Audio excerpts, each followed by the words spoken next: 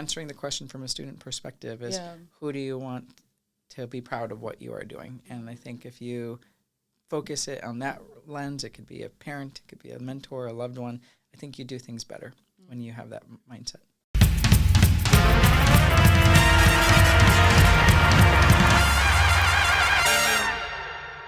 Hey Wildcats, welcome back to the UAZ Podcast. This afternoon, we are really excited to have Supervisor Cano with us today. This is really so inspirational. He's one of the guests that we've been waiting for a long time. And a few days ago, I happened to be part of their meetings. And I have to say that he's one of those great advocates. In most of the meetings that I watched, most of his podcast episode with some people here in Tucson, and also his introductory messages. They're really so inspiring. So thank you so much for being a champion here in Tucson and for advocating for so many issues. So this afternoon, we're going to learn more about you, how you can inspire the students here on campus, because we've been interviewing so many other guests here, and this has been one of the greatest joy of my life and a great journey because we've been meeting great people. So before we begin, we want to learn more about you. I know me and Nicole, we have researched more about you, but our guests would love to know more about what you do, what inspired you to be on this specific journey, not something else. You went to Harvard Kennedy School, and you didn't want to work somewhere else. You came back to Tucson. So why Tucson, not somewhere else? Well, thank you for the invitation to join you. I'm super excited to be on your podcast today, and I'm really grateful for the invitation.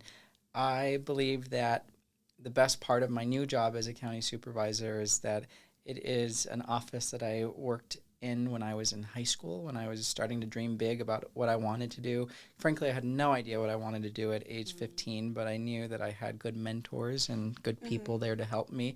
I met around that time frame a former supervisor who represented the office that I now represent. His name was Richard Elias, and he was so many things to our community. He served for nearly 20 years on the county board before he had a heart attack and passed away in March of 2020.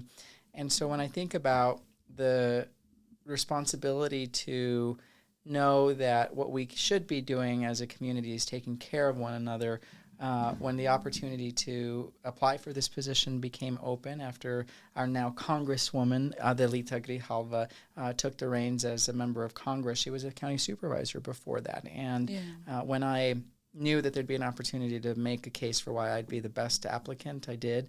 And I've never looked back. I was appointed on April 15th, and I think so to have started as an intern in the office that I now represent, I think is an example of how quickly life can change in just a few years. I only left this office to run for the legislature in 2018, and that wasn't that long ago. It's great.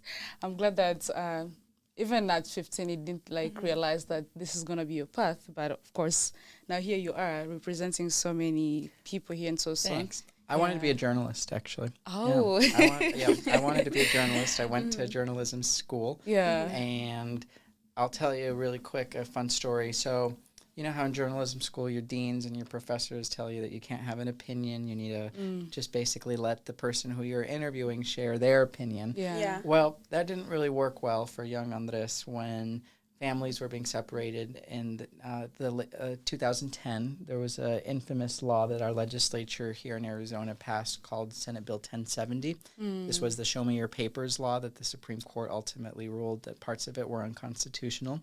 And I was undergrad in Phoenix, and it's kind of ominous to say it because we're seeing the same history cycle repeat itself right now, but you had a sheriff, Joe Arpaio in Maricopa County, who loved going after and terrorizing our immigrant communities, and I was part of a volunteer watchdog group that would go out late into East Mesa and make sure that some of these immigrant families and individuals were protected.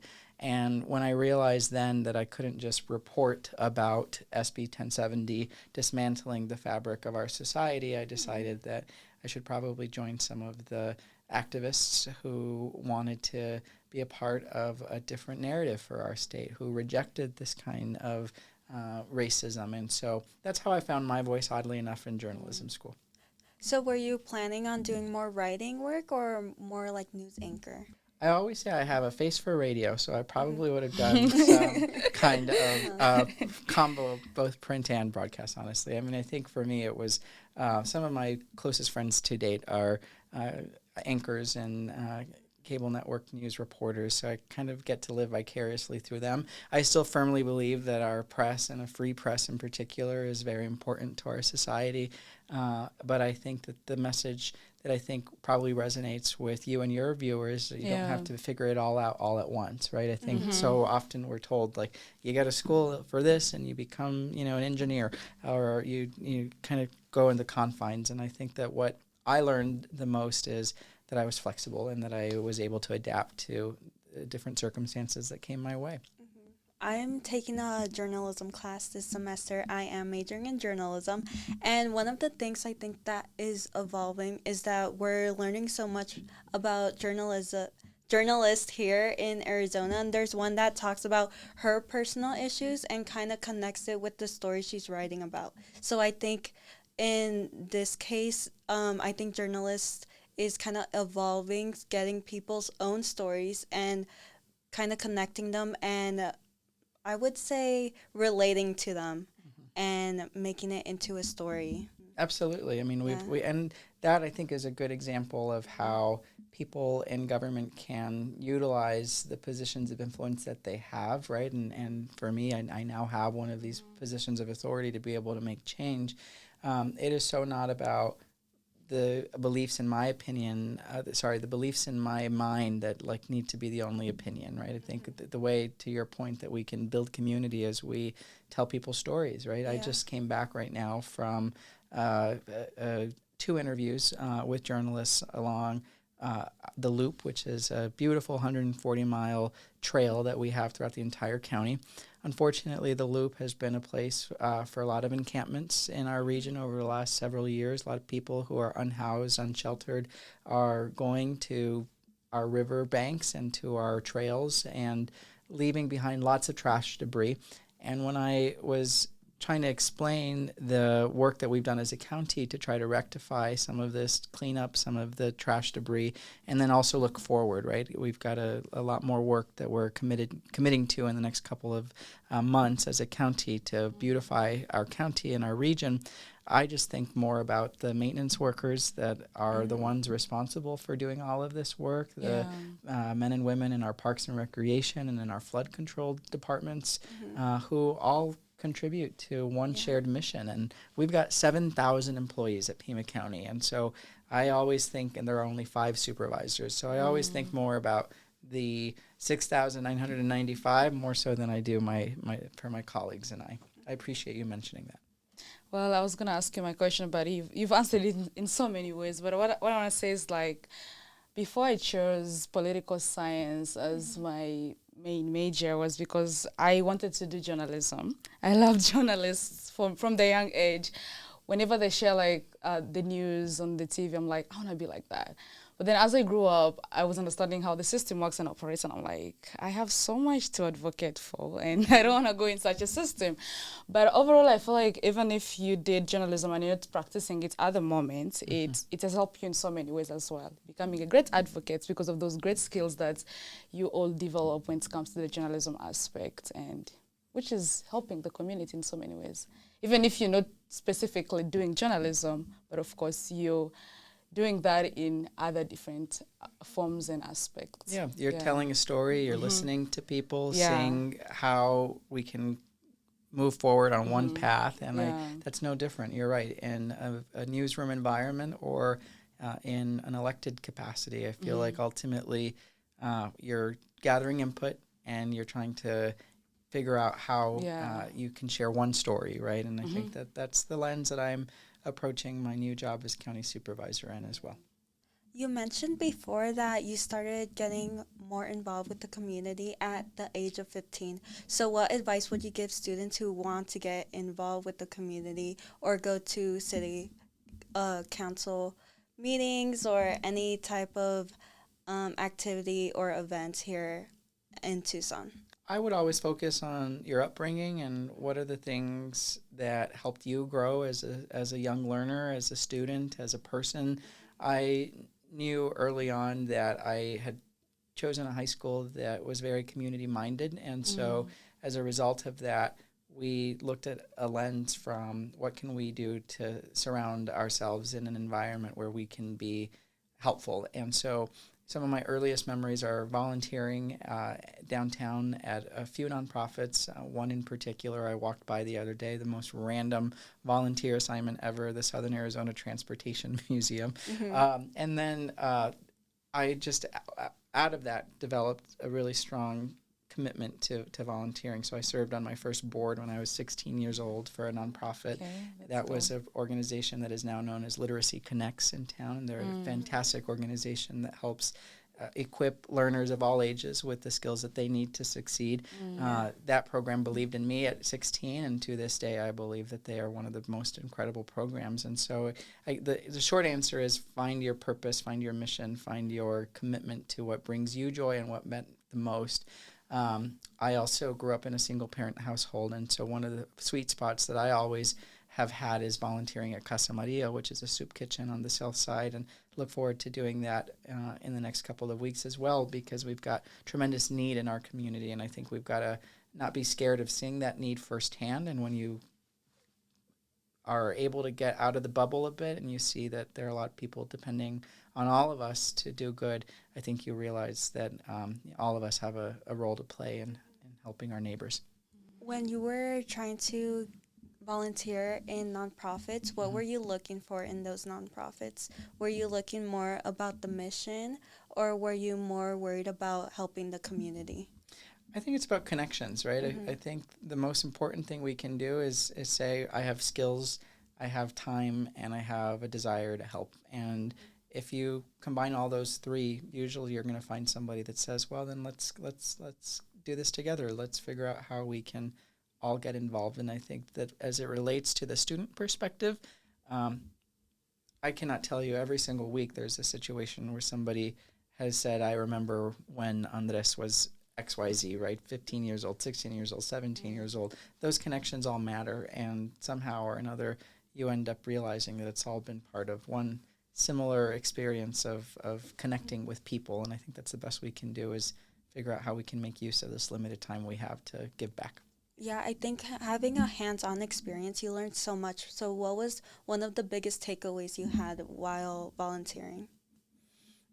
I would say some of my favorite internships outside of government. One was an internship at our NBC affiliate, KVOA. And, you know, what you see on TV in what used to be a 30-minute newscast, now it's probably like 17 minutes with commercials in there, as you just see all the hard work behind the scenes. And there's one production that the viewer ultimately ends up seeing. Hopefully nothing goes wrong on air, but it is live television. And I felt like some of the best moments that I always would love to see are anchors and the reporters adapting to varying situations, right? The show goes on, and you know, sometimes even when I messed up the teleprompter, not, of course, intentionally, but you just see that the anchors just knew what to do. They went right back to their script, and they weren't too lost. So it taught me humility, and it taught me being able to be flexible. And I think those are lessons that all of us can learn.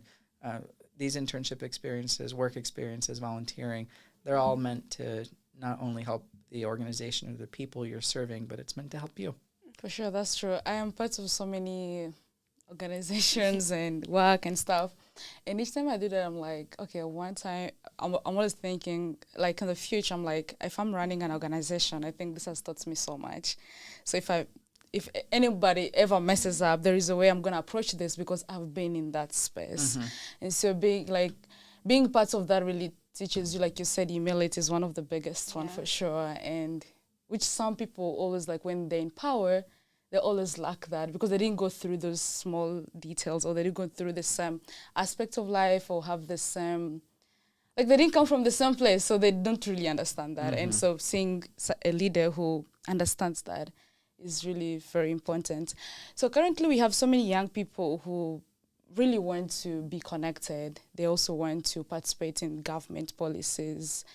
what practical steps can they take part of to ensure that their voices are being heard? Because I'm sure you being part of the board or working in different communities and being part of different boards has shown you how much like some people can come up, speak up, be heard, but those policies may never be implemented. Mm-hmm. So what steps can students take in order for them to bring up these great ideas that they have, but also ensuring that their voices are being heard? Because one of the things that I don't like to do is working on something so hard and then present it, and then it's never being implemented, because that's the thing that's always happened most of the time when it comes to the political world. So what can students do? I mean, I think students of all grade levels need to think about how this one particular moment will continue to be kind of a lifelong duty. I have been so inspired by the voices of our student leaders at the University of Arizona who have spoken out on a lot of different issues over the last year. I am grateful that discussing your classmates' access to food has been a top priority, with the food pantry being affected by some of the federal cuts that are happening at the national level. That to me indicates a need for us to not only wonder how we're going to take care of University of Arizona students, but the people in our community who also are not having the access that they deserve to food. And so it's a universal message is kind of what I would continue to share, and recognizing that you may not be a University of Arizona student for many more years. Graduation will come, but there will still be a segment of our community that's going to need that same kind of advocacy. Same thing goes for the compact that so many student leaders at the local level fought against with what was proposed by the Trump administration for university leadership to accept. It took a lot of activism and a lot of people who are fed up with the federal government trying to impede on our university's freedom and autonomy to be able to say, from a student perspective, we're not going to let that fly. And you do have strength as young leaders. I mean, without the students, without the people who are in our classrooms, there would be no university. And so I hope that will continue to be a lesson that you will carry in all the spaces moving forward, that the same drive that you had as a student are going to transfer to your next chapter in life. Some of my greatest lessons, fighting for a moratorium on all of those fees that I know students pay for every semester, was a part of my student government experience. Advocating for additional housing options for our kids who wanted to be closer to campus rather than far away. They all intersect to the issues that I think policymakers make nowadays as well. Was there one of the greatest moments that, you advocated for something and it was actually implemented effectively? The one that comes to mind immediately is when prior to being county supervisor, I also served in the Arizona legislature. And at the time I was in the minority, and at the time Governor Ducey was the head of state of Arizona. And he wanted a big desalination project. So he wanted Arizona to invest in a innovative technology that would essentially mean we'd be taking water from a major source like an ocean to be able to satisfy some of our needs as a state for water.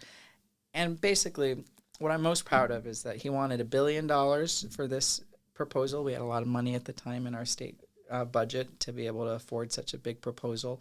And I said, because in the minority, when the majority comes knocking on your door and they say, what do you think of this idea?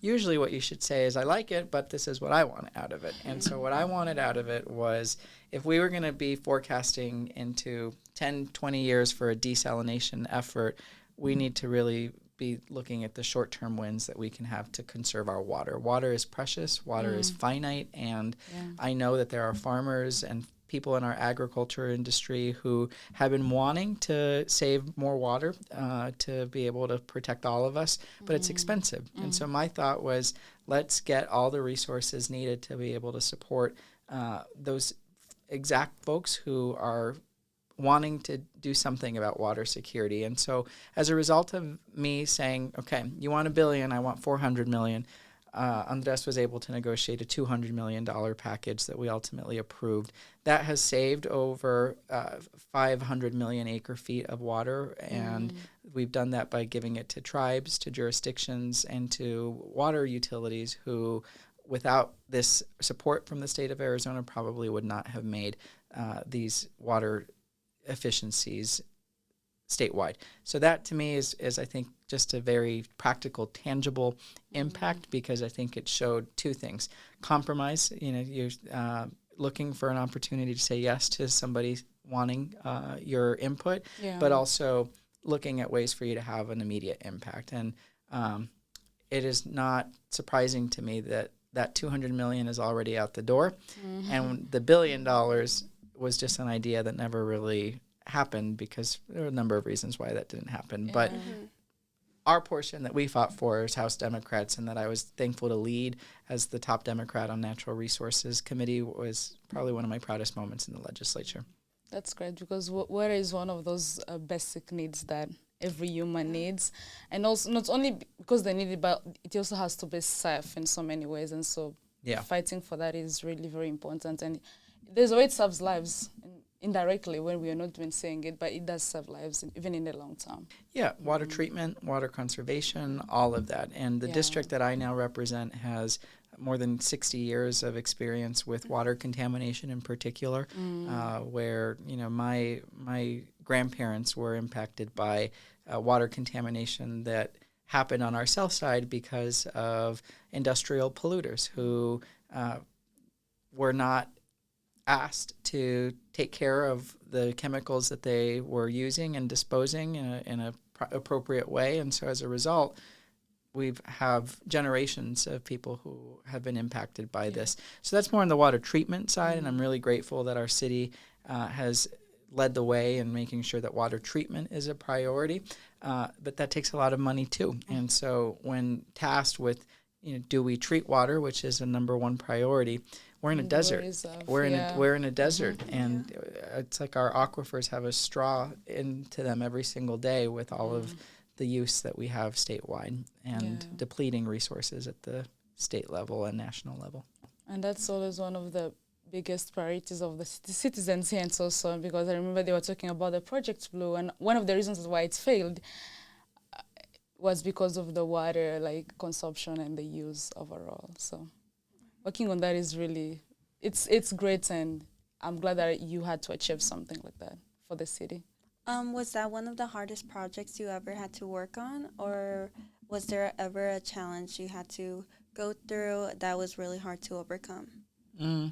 Well, I would say that when I was able to serve in the legislature, had a lot of different experiences, or almost 6 years there. My toughest moment was probably an extended 3 or 4 months. And that was when I was minority leader. And as we got into the budget cycle, just to kind of step back a bit, 31 Republicans, 29 Democrats in the House.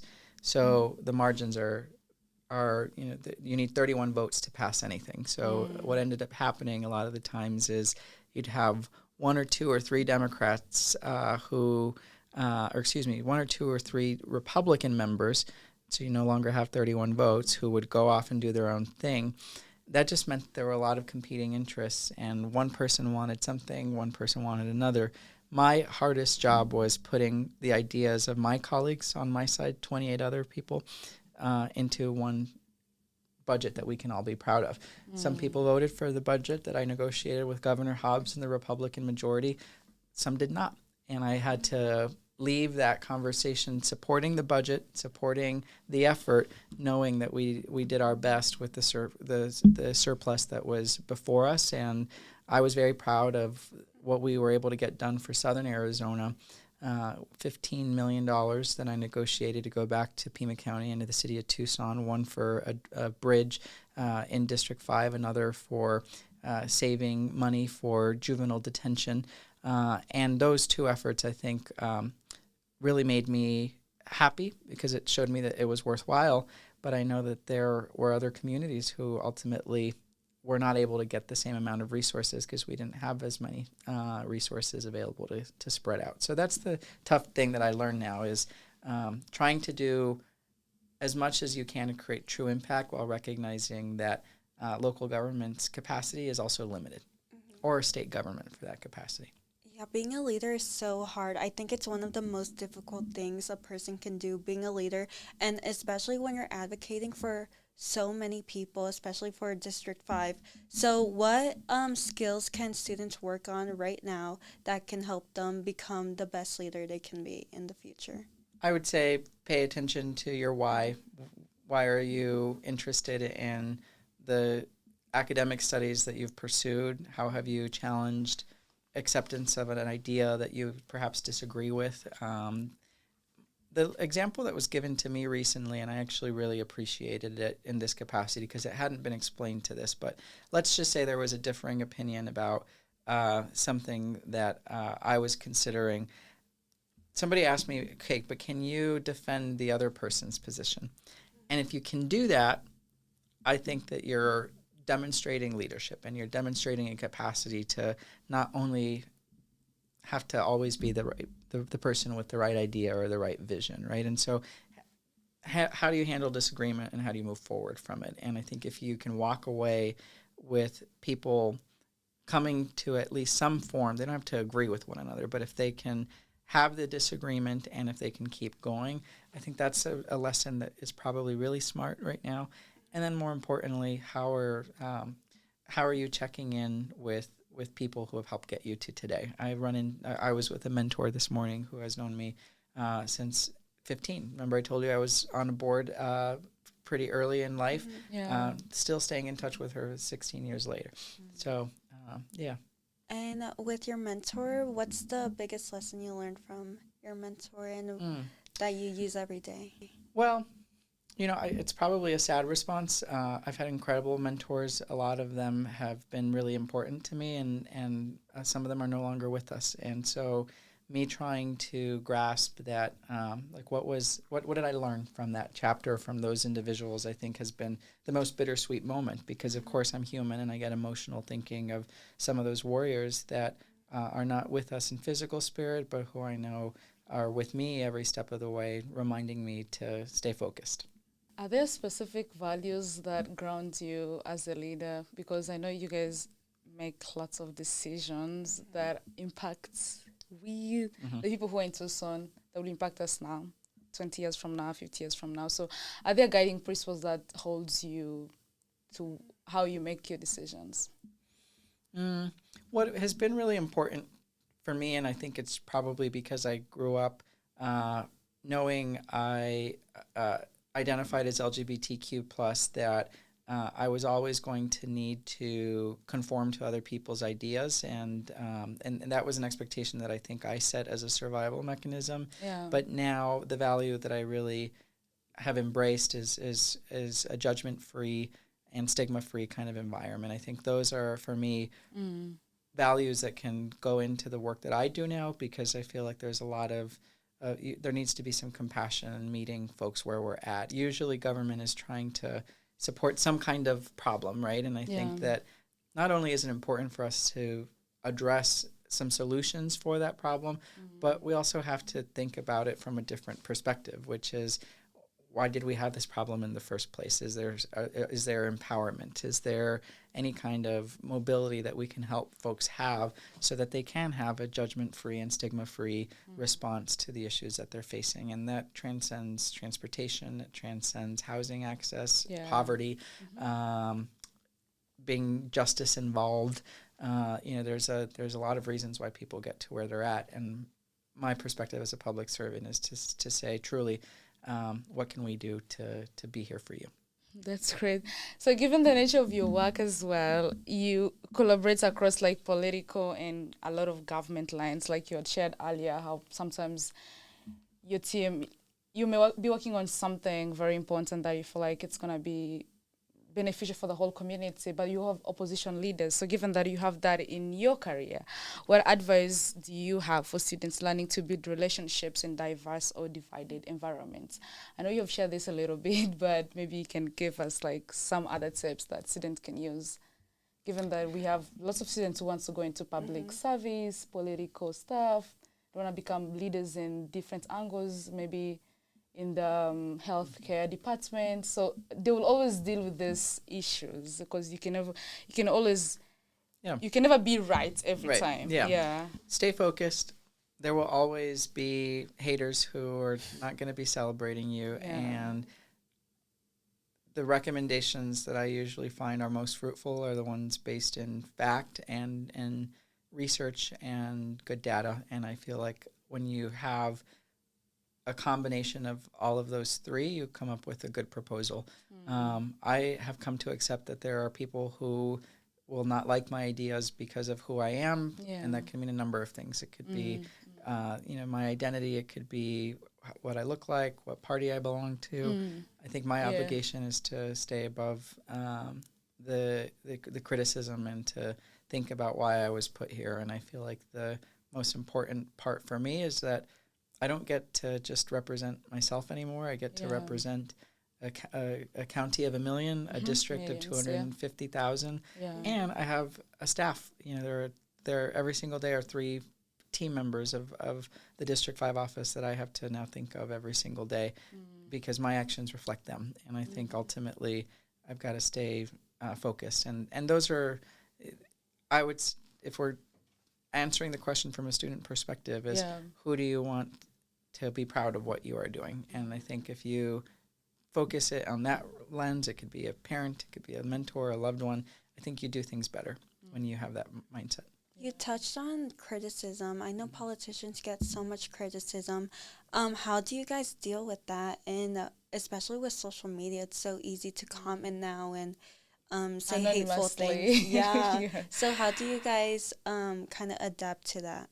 Well, I've seen this from both perspectives. I was a political staffer for a supervisor for 8 years. I saw when people would be unfair to him and his policy priorities, and it takes a toll on one's self and on heart. And then now, this will now be my 7th year in some capacity in state and local government, and it comes with the territory. So you got to have a little bit of a tough skin, recognize when it's appropriate to respond or not, and ultimately just keep going. I think there are a lot of folks who don't come to the table with solutions. I like to believe that I usually do, and that is pretty much how I have always approached my public service. If I see something, I say something, or I introduce a law to fix it, or now at the county level, introduce a plan to remedy what I'm seeing as the problems that we've got to mitigate as a county. So you will never be able to influence 100% of opinions. I think my goal is to always figure out how to seek a path forward, and if you can't, you just got to keep going. I think that's true. Having a tough skin is good for any job because anything can happen in any job, especially with journalism. Journalism gets a lot of criticism. So does politics and doctors and lawyers. So having that tough skin is so, so important, especially kind of gaining that confidence as a student as well. So we are coming to our last question. Thank you so much, Supervisor Cano, for coming on and empowering and inspiring students here in the U of A, because it's so hard to keep having that motivation, especially during finals. It is finals season, so we appreciate you being here and giving motivational just like motivational quotes that students can use, especially during finals and midterms. I remember those long evenings in the libraries. I think I still have a photo of me passed out in one of my libraries, because this time takes a lot of toll on people, on students, on their families, and I'm grateful for the invitation. And most importantly, I think what we have to remember going into Thanksgiving and going into the holiday season, I know sometimes it could always feel a little bit like a rough situation with your teachers and your professors. Yeah. But I mean, I know some folks in academia who work so hard every day for the moment you guys come into their classroom. They've, for the most part, our professors have worked for months in advance to be able to prepare the day's lesson in front of you. And so if you think about it from that perspective, maybe it's a little easier to not get so frustrated that, the best joy of the University of Arizona experience, it's the student experience. It's you. So I appreciate you. So for our last question, now that you are Pima County Supervisor, you're shaping the future of Southern Arizona. What message would you share with students about their role and power in shaping the future in their communities? I would say keep finding that voice. It's going to adapt, it's going to change, and the priorities you have right now are going to be much different in 5 years. So as long as you're flexible and you're understanding that there are going to be people there to guide you every step of the way, through the ups, through the downs, and most importantly through that sweet spot, which is when you graduate and you figure out what you want to devote your next steps to. It could be as simple as I'm going to take care of myself with a small trip. I'm going to write a thank you card to my professor or professors. Think about how you translate this last semester in a way that is meaningful. How did it serve you? How did it provide the goals that you wanted to get to? I think keep thinking. Think about and think with some innovative ideas as well. Do you hope to continue in the public service space for more than, for the next decade maybe? I will be. Yeah. It would be hard for me to not be in public service. I've always done it, and From right the now, age of 15. right now, I can. I'm an appointed county supervisor. It means I have technically about a year and a half left in this role. I am going to be seeking election by the voters, and that'll happen next year as well. That'll be a total of 3 years as a county supervisor, and really excited about what that means. The supervisors have a tremendous ability to impact quality of life throughout our county and throughout our region, and it's humbling to be in that role right now. Yeah. And do you plan on staying in Tucson or getting into a political position where you're the senator or something like that maybe in the future? Right now, I'm totally focused on being a county supervisor. I love living in Tucson. I love my family being so close. I did go to Boston for grad school, and I liked being far away, but my heart has always been here. So that's nice segue into how we started our conversation. I did step away for a little bit, realized that I didn't like the Boston cold too much. Now I miss it, of course. But I'm being flexible, right? Being true to my own word that I'm excited to be back home. And I'm excited for what comes in these next couple of months and years as county supervisor. That's great. Well, you touched on so many great important issues that we talked about, but one thing that you've just ended up with that really touched me was about the educational system. We're in an era whereby most people are looking at education as being one of those useless, stuff that you can always do or not so important as it was in 5 years ago. But you motivating us to be there for our professors and think how much time they put into organizing most of the things that we learned each day is really very important, because at the moment most people look at that and say, oh, these guys are really wasting your time, you're wasting your 4 years, but of course, which is not true. We learned so much from school. Being part of this spaces always transform us in so many ways. So thank you for being a champion to public education as well. I also read and heard about you speaking about it as well, which was really cool. So thank you for being a champion, because we really need people who are advocating for the educational system and people who are encouraging the educational system. It's under attack right now. I think, the fact that we are talking about who belongs in our classrooms and whether they earned a seat at the table is really just a slap in the face to decades of progress that we've made to make sure that people have an opportunity. And I feel like, are there people who believe that mindset and believe that academic freedom and expression should be limited, of course, but we can't let the bullies win. We've got to keep going. And, I learned early on to pull up my own seat to the decision-making table, and I encourage students to do that as well. Thank you so much. I think you've come to the end of our conversation today. We hope to have you more on our podcast. And if you're taking it, interns or mentees, I think most of the students will be happy to be mentored by you because you have so much experience, so much things that you can offer to many young people. Thank you. Appreciate you.